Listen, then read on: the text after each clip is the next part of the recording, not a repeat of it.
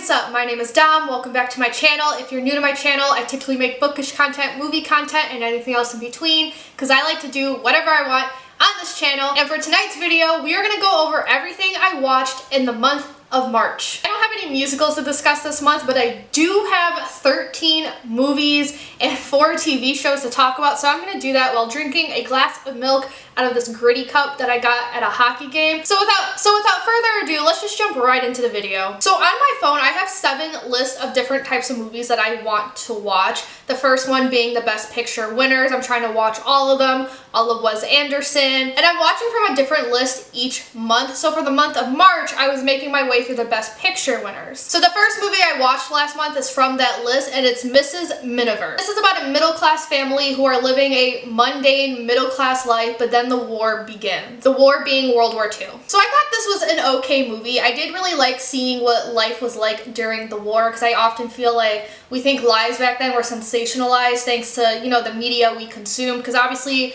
when you're writing a book, whether it's fiction or even a memoir, they're gonna focus on the big thing that happened on Friday, but they're not gonna tell you about the Saturday, the Thursday before. But this movie does that. It shows them doing what they have to do, but then hiding from the bombs in the meantime. The ending did bring a tear to my eye. It does have a very hopeful ending, and it makes me wonder what the audience reaction was watching this movie when it came out. Because this movie came out during the war. So this ending, this very hopeful ending, was written not knowing what the outcome would be, and I hope it gave these people a sense of hope. I can definitely imagine many tears shedding at this ending. However, my main gripe with this movie is that it is very slow going and just a little too slow going for my taste. It's probably purposeful given it's about like just the regular mundane life that happens to be during a war, but at an entertainment value it was kind of boring to watch, but I did give this 3 out of 5 stars. Then I watched another Best Picture winner, and that is The Lost Weekend. This is about an alcoholic who skips out on vacation with his family and goes on a 4-day bender instead. I wouldn't call this a plot-driven story. It's very much character-driven because it's a character study about how alcoholism can affect someone, and I thought it did well with what it set out to do. You're watching the main character become more of an asshole as the movie goes on, and it gets to the point where he can't even stand himself. And I just think it's a good representation about how alcohol can affect the mental health. However, overall, I did find this kind of boring, which upsets me because I saw the rating on Letterboxd and the average rating is above 4 out of 5 stars,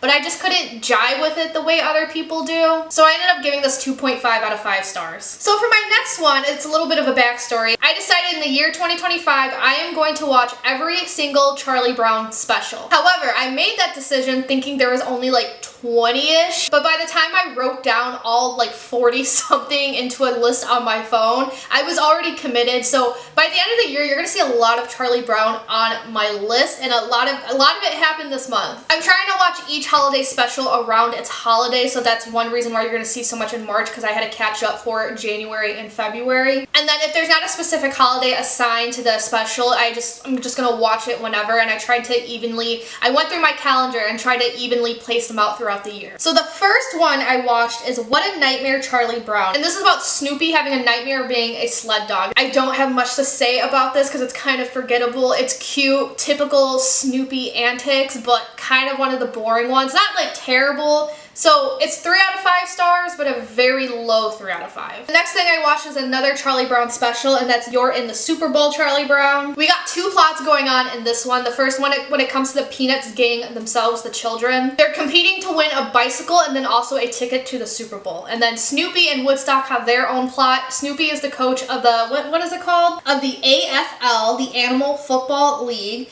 And he's coaching for the Birds. First off, go Birds. I live in Philly now, so I guess I was rooting for the Eagles during the Super Bowl. I should have worn my Eagles hat. And it's just so funny, like the timing was impeccable. The Birds in this special won, and they also win in real life. EAGLES, go Eagles. But moving on for this special specifically, it's another cute one. I really like this one because I liked watching the girls one-up the boys. And the football games with the AFL were really funny, and just watching the Birds like beat rhinos and other big animals. My only problem with it was it did get kind of repetitive. You could tell they were repeating frames to save on costs. But otherwise it was fun, and it's another special that I gave 3 out of 5 stars. So then I went to the theaters for my next movie, and it's Mickey 17. This is about a man named Mickey who dies for a living. He's working on the spaceship, and they put him into dangerous situations to use as a test subject, and whenever he dies, they just print out a new version of him. This is a really fun movie. It's by the same guy who made Parasite, and on that note, I just want to warn y'all, because the comparisons to Parasite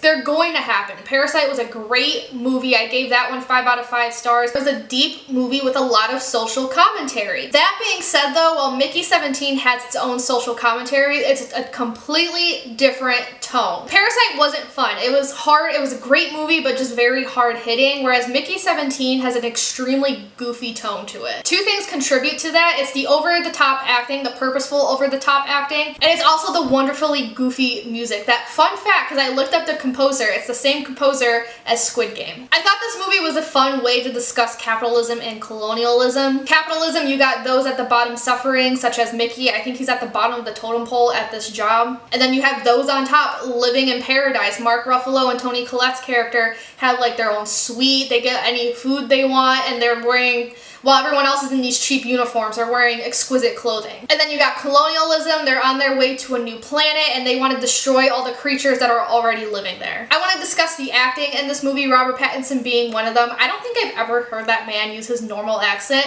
which is so funny because in this one he has an American accent that I actually had to get used to. The voice just caught me off guard.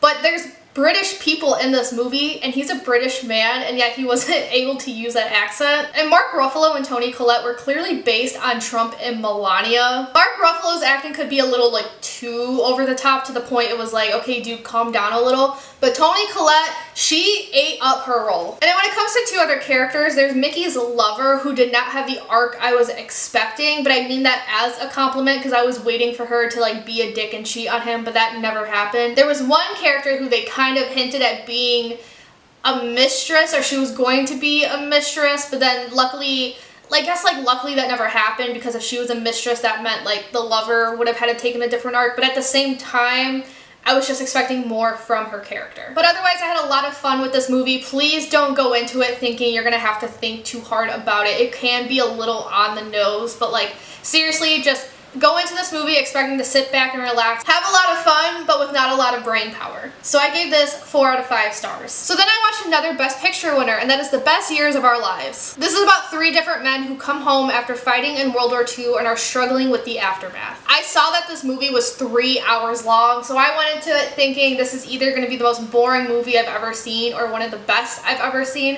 and I am happy to say it is the latter. As of now, it's one of my top 10 movies of the year. I did really enjoy this. All 3 of these characters struggled in different ways, so as an audience member you do get to see different dynamics. There's an older man, a middle man, and the youngest man, and that's how I'm going to refer to them because I cannot remember their names. But the oldest man, he comes back to his family, he has a wife of 20-something years, he has adult children, and he has to go back to his job as if nothing ever happened, and he's realizing this job is not really treating people well. You have the middleman who comes home to a wife he had just married before being deployed, and now he's realizing they don't really have a connection, but he doesn't want to admit that to himself, and he also has to go back to these low-end jobs after being like a hot shot in the war. Then you have the youngest man whose arms were blown off, so he comes home disabled, and nobody in his family really wants to say anything. They don't want to treat him differently, but they kind of have to treat him differently, and now he feels weaker and his self-confidence is shot. I felt connected to all the characters in this movie, and I grew to love them really fast, which is good considering it's a 3-hour long movie. And I liked that it focused on the present, and we didn't really get flashbacks to the war, because this is a contemporary piece, and I think any flashbacks would have ruined that. And I have to say, it's a very emotional film watching all 3 of these men struggle silently. You have the oldest man who's speaking out at his job but getting ignored. You have the middle man trying to connect with his wife, but he can't communicate with her efficiently. Then you have the youngest man who everyone's really concerned for, but he's not telling anyone how he feels. There's not much else to say about this movie other than it does a great job,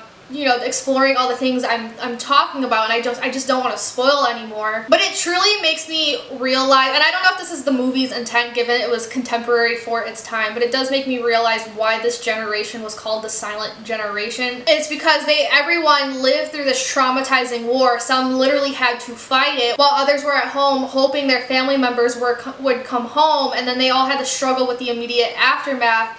And like, understandably nobody wants to talk about it because nobody wants to relive those memories, But then it makes me wonder how many boomers today were raised by people that seemed a bit off, but the reason they seemed off is because they were traumatized by World War II and just wouldn't talk about it. And my main takeaway from this film ended up being that just because a war is declared to be over doesn't mean that it's over for those who fought in it. Maybe they're not physically in a war, but mentally they probably feel like they're in one. And just like with Mrs. Miniver, it's another movie that makes me wonder how emotional it was for the people of the time to watch this, because watching this in 2025, to me it's more so like a historical drama, historical fiction. But it came out in 1946, the year after the war ended, so wounds are still fresh, the memories are still fresh. For the audience back then, this was a contemporary. Were they able to relate to it? Did it hit too close to home? How did they feel about this? I ended up giving this movie 4 out of 5 stars. Then I watched another Best Picture winner, and that is Rebecca. This is about a young woman who marries a much older Maxim de Winter, and she is haunted by the idea of his dead wife when she moves into his mansion. I want to say off the bat, if you're new to this channel, I already read this book, so I knew all the plot twists that were coming. The book made one of my best books of the year last year, so I'll link that video up above so you can see my review of it. But nonetheless, I still wanted to see how Hitchcock translated the pages to the screen. And quite frankly, I think this is actually a pretty good adaptation, all things considered. Yes, the smaller plot points were, and like the smaller details were left out, but the bigger ones were still left in, which is what made the movie work for me. So what I mean by that is, like, for example, we see the costume reveal, but we don't see the party itself and how uncomfortable she felt. But going off that, everything still worked, and I still think Hitchcock got the point across. On a technical scale, there are some amazing shots in this, and saying that, I'm thinking of one specific scene. It's Mrs. Danvers' silhouette within all those white curtains, just because her black silhouette was such a contrast to those curtains. And I'm really impressed with the acting in this, specifically for, again, Mrs. Danvers, but then also the young Mrs. de Winter. Like, yes, the shots, the music, and the pacing contribute to the tension in this film, and it's a very tense film, but most of the tension is in their acting. And another reason I like this as an adaptation, just as a movie too, it kept all the themes and the symbolism I was really impressed by in the book, noticeably the names. In the book, we never find out the young Mrs. de Winter's real name, and I'm glad Hitchcock kept that idea for this movie, because I feel like the fact that we don't know her name really contributes to the fact about how self-conscious she is, and she doesn't really have an identity outside of being Maxim de Winter's wife. Like I said in my book review, even the name Mrs. de Winter isn't hers because someone before her had that name already. I did notice one change, and that's the fate of Mrs. Danvers, because I could have sworn her fate in the book is different from the movie. However, the movie, it's still very much in character for her, so that's why I don't mind this change. Going into this film, I was wondering how Rebecca herself would be portrayed, because like I said, she is dead throughout. So in the book, she's dead throughout the entire story. It's just her presence is so strong, everyone is haunted by it. So I did go into this expecting there to be flashback scenes, but surprisingly, and I do like the movie for going this route, there were no flashbacks, it was just name dropping. And I really liked that, because one of the book's strong suits was just how strong her presence was despite being dead.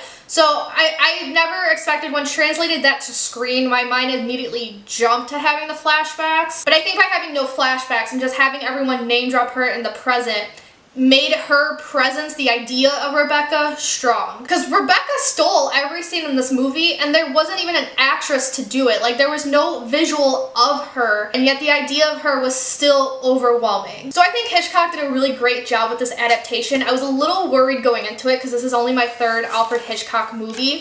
The first one being Psycho, which I love. The second being The Birds, which I don't like at all. So I was a little worried going into this, but I did give it 4 out of 5 stars. Then we have another Charlie Brown special, which is Play It Again, Charlie Brown, and this is a Lucy focused special. Lucy is infatuated with Schroeder, so she spends this entire episode trying to win his affections. This was a fun one. I really liked seeing Lucy navigate her unrequited love. Basically, this whole thing was the running gag of her sitting by the piano and flirting with him while Schroeder just ignores her or talks back to her.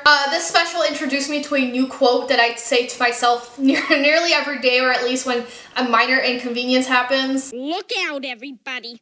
I'm gonna be crabby for the rest of the day. And Charlie Brown is also hilarious in this because he's kind of just there existing, and he also has a funny line in regards to that. Somehow I never quite know what's going on. This is a very odd nitpick, and I feel bad because it is a child behind the microphone. But the only thing I really didn't like about this was Lucy's voice. It doesn't sound like Lucy to me. But otherwise, in regards to the special, we've all been there, girly. I feel for you for sure. 4 out of 5 stars. Once again, I went to the theater and I saw the new Looney Tunes movie. So I saw The Day the Earth Blew Up, a Looney Tunes movie, and this is about Porky Pig and Daffy Duck. They have to save the world from a mind control alien. Banger opening, both the scene and the song, and it had a genuinely funny plot where I caught myself cackling most of the time. I grew up with Looney Tunes because my dad is a big fan, so I saw a lot of the old school stuff, and it was nice to see some of those old school gags in this movie. I don't have much else to say about this movie because it kind of is just there. However, I will say it was kind of an assault on my senses. This is a very loud movie, whether it's because of the speakers or just because of how loud the sound mixing is, the music, the fact that the characters are screaming a lot. There's also a lot going on at once. There's everywhere you look on the screen, something is happening. And you know, it is a kids movie, so it moves very fast and you have very little time to breathe. But this is just good, dumb fun you could turn your brain off to, so I recommend watching this if you need a movie like that. I gave this 3.5 out of 5 stars. Next, I watched a classic that I saw a lot of people on YouTube recommend, especially if you like The Prince of Egypt, and I did react to this, and that is Sinbad, Legend of the Seven Seas. This is about a man named Sinbad who was framed by the goddess Eris for stealing the Book of Peace, and he has to try to get it back before his friend Proteus dies. Because I reacted to this and everything I have to say is in that video and I don't want to repeat myself, I am just going to link that video. But a quick, too long, didn't watch is a fun adventure story with one of my favorite romantic tropes, the rivals, enemies to lovers, and all the animation budget clearly went to my favorite character, the goddess Eris. And you think I'm joking, but the CGI in this movie was actually horrendous. I gave this 4 out of 5 stars. Next is another Charlie Brown special, and that is Be My Valentine, Charlie Brown. It's Valentine's Day season and the children are trying to get the attention of their unrequited loves. I think this is my favorite special that I've watched this year so far, just because of how sweet it was. I loved all the recognizable gags in this. And personally, it made me feel nostalgic because there's a scene where they're handing out Valentine's Day cards in class, and I remember doing that I remember first and second grade. You had to decorate like a shoebox and then cut a hole at the top, and people would just put Valentine's Day in, and it made you feel very happy, and I got a lot of candy during that time. And I did feel really bad for Charlie Brown in this. Everyone's so mean to him in this one. Some of these specials, like the meanness, I know that's the gag of Charlie Brown. He's the guy they all make fun of, blah blah blah, have to learn their lesson from him, because they do get called out in these specials, but there's a few where I feel like it goes a little too far, and this was one of them. I felt bad for him, but good on Schroeder for sticking up for him. And the Snoopy and Woodstock shenanigans in this were also hilarious. I gave this 4 out of 5 stars. Then I watched Someday You'll Find Her, Charlie Brown. And in this special, Charlie Brown sees a cute girl on TV and is now trying to find her. I will say right off the bat, I did not like this one at all. This is the worst special. It's one of my worst films of the year. This one made me uncomfortable. Charlie Brown is basically a stalker in this, and you can argue it's funny because it's Charlie Brown, but to me it just wasn't funny. And he was mean in this one, especially, it just didn't feel like Charlie Brown with how mean he was, especially to the girls who ended up not being who he was looking for, and especially that first girl. I know him being mean was part of the humor in this, but I hated him in this. I thought he was a douchebag. That's not my Charlie Brown. And luckily he wasn't rewarded in the end. In this one, he's the one that has to learn lessons rather than all his friends after picking on him. But, I know him not getting the girl was part of the joke and the humor, and you know how Charlie Brown doesn't always get what he wants. But I couldn't laugh in this one because in other ones where he doesn't get where he wants, it's unfair. Whereas in this one, I thought he lost her fair and square. I didn't want him to get the girl. I wanted him to face a hard-earned lesson. I was getting very, very emotional over this one because of how angry it made me. Definitely my least favorite special so far. In front of what I saw on Letterboxd, I'm not really alone in this. I gave this 2 out of 5 stars. So then I decided to rewatch a movie because this movie's currently in theaters in IMAX and 4K or whatever they're saying. And unfortunately, I have no time to see this, and I'm so upset that I don't get to experience the new way this film was made, because it's my favorite Studio Ghibli film. So, you know, first world problems. I just decided to watch it at home since it is on Max. And we're talking about Princess Mononoke. This movie is about a boy named Ashitaka who is a cursed prince, and he journeys to find a cure for himself, but along the way, he has to bring balance between a girl named San who wants to protect the forest and a woman named Lady Uboshi who wants to destroy it. Y'all, this movie was just as amazing as when I first watched it. I love the message of this film. I love the commentary about how humans affect the environment. I love that Miyazaki is pointing out we are destroying these beautiful lands for our own benefit, but those that live in the forest are going to struggle in the meantime, and we're going to eventually struggle in the future when we run out of resources. And just like the first time I watched this, I do actually like Lady Uboshi as the antagonist. I like the idea of her. I feel like in any other movie she would just be evil to be evil, so she would be treating her citizens like shit, her people like shit. But in this movie, she doesn't. Her reasoning for destroying the forest is actually kind of commendable, because she's doing it to protect her people. She loves her people, and her people love her. So I hesitate to call her a villain. I do want to use the word antagonist because I feel like it's not as strong of a word. But I really like characters like that. I think they're very fascinating. So like, yes, she's not like morally good per se, but I just think it's a fascinating dynamic, and it opens up a lot of new conversations. I still love the San and Ashitaka dynamic. I think about the You're Beautiful scene on a daily basis. That scene had me in a chokehold the first time I've ever seen it. And of course, the visuals in this movie are absolutely stunning. It's one of the reasons I'm upset I can't see it. I just don't have time to see it on a big screen. Well, it's not that I don't have time, it's just it's not at theaters anywhere near me, and I don't have a car. And I'm not going to spend money on a train ticket just to see a movie.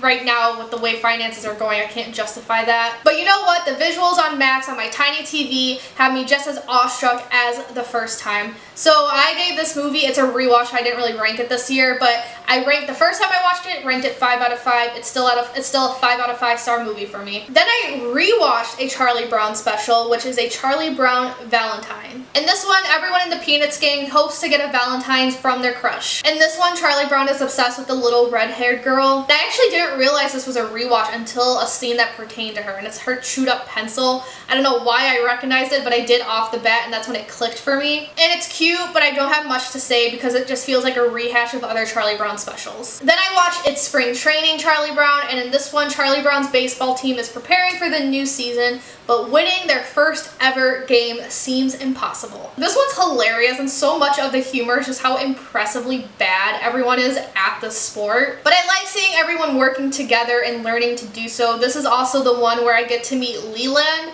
I know of his character because I follow a lot of the Peanuts pages on Instagram, and he comes up every once in a while. I just didn't know who he was. But he's the little brother of the girl with the naturally curly hair. And I thought he was so cute. He has such a weird looking head, but that adds to how cute he is. And just seeing that oversized uniform on him. And his little voice, it was so cute. Overall though, this special is still middle of the road for me just because it's not my favorite Charlie Brown plot. So I gave it 3 out of 5 stars, but it's a high 3 out of 5. I decided to rewatch a childhood favorite because I saw it was leaving streaming soon, and that is Matilda. This is about a little girl who feels like an outcast in her family and goes to a pretty rough school, but she discovers that she has telekinetic powers and plots to use them to get back at the terrible adults in her life. This was one of my favorite movies as a kid, especially because I was a big reader and I was kind of a loner when I was younger, and then so I related to Matilda a lot, and there's just something so nostalgic about this film, and it's actually surprisingly still humorous. I was worried I wouldn't click with the humor now that I'm older, but I did like a lot of it, especially Danny DeVito's and Rita Perlman's. And this movie is just, it's so funny to think about because, you know, as a kid it's hilarious. Like, you don't think that deep into it. You're not meant to think that deep into it. But the older I get, the more I'm just like, where the fuck is CPS? And you know what? We all need a Miss Honey in our lives. So I just had a lot of good feelings watching this. It was fun. 5 out of 5 stars till this day. Then the last movie I watched, I went to the theaters to see, and that is The Woman in the Yard. This is about a family that's still grieving the loss of a family member, and when one day they notice a strange woman in their yard that's leaving them very unsettling messages. I will say, despite the reviews, this actually somewhat worked for me. Not completely, but I did not hate this. This is another horror movie where something is a metaphor for grief. And while we've seen that time and time again, I will say without spoiling, I liked the idea of this film. I thought the idea was a clever way to show how all-consuming grief can be and actually how evil it can be to one's own mind. It's just, my issue with this movie is that the more it tried to introduce some like major lore, the more I feel like it was losing itself. It became hard to follow and I wasn't understanding what was happening at certain points, and then I couldn't tell if that was a movie issue or if it was an issue on my part. But given the audience reaction, I don't think I was alone in that. And I actually saw a review that mentioned this idea would have been better as a short, and I have to agree with that because I think if this was a short film, that major lore wouldn't have been needed and it would have been a lot more self-contained. But I will say the ending still left a lasting impression on me, so I gave this 3 out of 5 stars. But on that note, I am also begging you guys to teach your children some theater etiquette, because at one point the 10 loud, obnoxious middle schoolers that were in the lobby walked into my auditorium and they did not shut the fuck up once throughout the entire runtime. The only reason I didn't get staff involved is because I didn't want to hear it. You know how nowadays strangers don't like to be called out on their terrible behavior, but also their commentary did have to deal with the movie. It got annoying when they were mimicking the characters and they thought they were funny, but the rest of us did not think they were funny. And it was actually kind of humorous listening to them talk about it and hearing the point of this movie just go right over their heads. But that's been my PSA. If you're in a movie theater, put your fucking phones away and shut the fuck up. Now let's move on to the TV shows. So the first TV show I completed last month only has 4 episodes and they're each like 3 minutes long, and that is Star Wars Rebels Shorts. This is about the Star Wars Rebels crew. Each episode focuses on a different character. I watched this after the show because I thought these shorts were just gonna be like funny side quests all the characters went on, but they're actually introductory episodes, so you're supposed to watch this before the main show. But nonetheless, it was fun seeing everyone in their original selves again, so I enjoyed this. Then I watched a TV show that's 8 episodes long, and it's what inspired me to watch all these Charlie Brown specials this year, and that is This Is America, Charlie Brown. In each episode, the Peanuts gang explore a different part of American history. I remember watching the Mayflower episode when I was in elementary school, and I watched Liberty Kids last year, and it was Liberty Kids that reminded me of that and made me go on the hunt for this. And I saw it was like an actual TV show, not just the Mayflower special. So I was like, might as well watch all of it. These episodes are told in 2 different ways. Some of them are told in present day, and it's the kids like reading off an essay they wrote or visiting a museum. And then in other episodes, it's the Peanuts gang actually living throughout the event. So for example, the Mayflower episode, it mentions that like 30-something kids survived the journey, and everyone in the Peanuts gang is one of those kids. So you see them in those outfits, you see them building schools, trying to make food, helping their family members. It's a clever way to tell history, and I actually wish all 8 episodes did what the Mayflower did. It's a basic way to tell basic info, and all the information mentioned in these episodes I already knew, so I personally didn't learn anything, but I do think it's actually a great show to show kids, especially if they're just starting to learn American history. My favorite parts though are when they would break the 4th wall. During the Smithsonian episode, they read about the Apollo 10, and I guess the Apollo 10 had something, I forgot what it was exactly, but they had some things named after Snoopy and Charlie Brown, and the Peanuts gang were like, what the fuck? Why is your, well, they didn't swear, but they were like, why is your name there? And they were just so confused, and I thought that was really cute. And then the music episode, I think it's Charlie Brown who's like, hey, I know a guy we didn't talk about yet, and he names the composer of the show, and everyone's like, what song do you know by him? And he proceeds to hum the Linus and Lucy theme. And I just thought it was so cute, because we know Charlie Brown is basically a staple in American history now, at least when it comes to American media, so I thought it was a really clever way to incorporate themselves in these history lessons. I really enjoyed this. I would definitely watch again if I ever felt the need to in the future. So I made a deal with a friend that if she were to watch all of Attack on Titan, I would watch her favorite anime, Fruits Basket.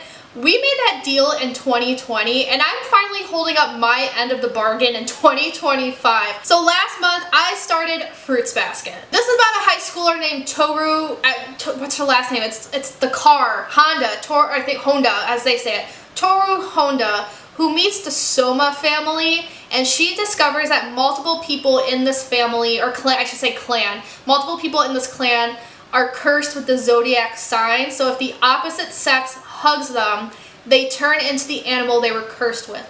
For example, if Toru hugs Yuki, who is a boy, he will turn into the rat. It's a shoujo anime, so it's going to be romance based, and as of now I still can't tell who she's gonna end up with. It's either gonna be Yuki or Kyo.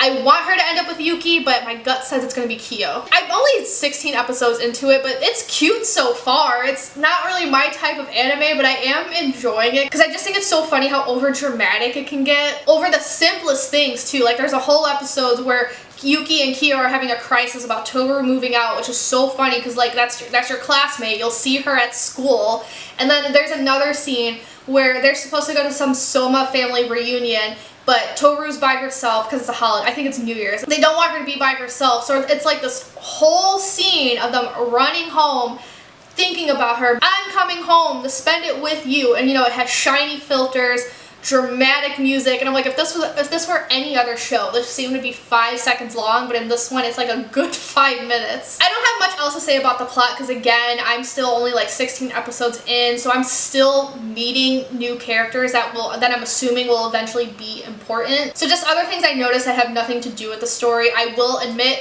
Toru's voice took me some getting used to because she has the type of annoying high-pitched voice that I just do not like. It's that high-pitched voice they use for girls when they want them to seem younger. Like Toru's 15, I think, but she sounds like an 8-year-old, and it just drives me up a fucking wall. But I do like a lot of the characters in this. I do really love Toru's friends. The Waves girl is my favorite. Like I love her vibe. I really like Yuki. Kyo took me some getting used to because of how loud he is. He reminds me of Zenitsu. But I really like Yuki. I really like Shigure. According to my friend, I'm probably not gonna like him eventually, but I like him as, I don't think he's particularly a good person, but I like him as a character now. I think he's one of the most interesting ones, and he is funny. And I just noticed there's a lot of pretty boys in this, some of which remind me of Black Butler. But when it comes to the characters, especially from the Soma clan, it does get a bit tropey. You have the girl who's obsessed with a boy and gets kind of abusive when he doesn't reciprocate. She gets very angry and starts hurting him. There's the bad boy that all the girls are in love with, but he's kind of like aloof to that. You have the long-haired melodramatic boy character who's always going on these like wistful monologues with like the weirdest fucking filters and background music. You got the bland guy who's really solemn and the head of the family, and then you have the boy character who looks 10, wears girl clothes. His whole thing is that he's cutesy and all the girls think he's adorable in a little kid way, but it turns out he's actually like 15, 16 years old. And to my knowledge, Fruits Basket is kind of old, all things considered. I'm watching the remake, and I believe the original came out in like the early 2000s, meaning the manga is even older. So it is a product of its time, but I'm enjoying what I'm watching so far, and I do look forward to finishing this series. Okay, so my camera died, and I don't want to charge it and wait for it to charge for only one more show that I want to talk about. So here's this awkward angle from my phone. But I decided to start watching The Golden Girls again. The sitcom is from the 80s and is about 4 older women just living their lives. I actually started rewatching this because I loved this as a kid. I used to watch it every Saturday morning right before my CCD classes. But I started rewatching it in 2020 during COVID. For some reason, I just stopped. But I decided to pick it up again. I watched this at work during my break, so it's going to be very slow going. I only watched season 3 in March. But man, I love this show so much. It gets funnier the older I get, especially now because I can actually, understand the jokes and what's happening. Sophia's absolutely hilarious. They all are. They're all incredible actresses. I actually teared up when Rose popped on screen for the first time because Betty White. But speaking of her, the one thing I noticed during this rewatch now that I'm older is that they can actually be pretty mean to Rose sometimes. Sometimes it's hilarious and kind of warranted, but other times I'm like, damn, y'all need to calm it down. But otherwise, I was gonna say I have no complaints, but I wouldn't even consider that a complaint, more so just an observation. And I'm excited to watch more episodes. Look at my dog. But that's it. That's the end of this very long video. I had a lot to say, and I think thanks to these Charlie Brown specials, I'm always going to have a lot to say in these wrap-ups. If you like this video, give it a big thumbs up, comment, subscribe. Y'all know the drill. And without further ado, I'm going to peace out, and I'll see you guys later. Ciao a tutti.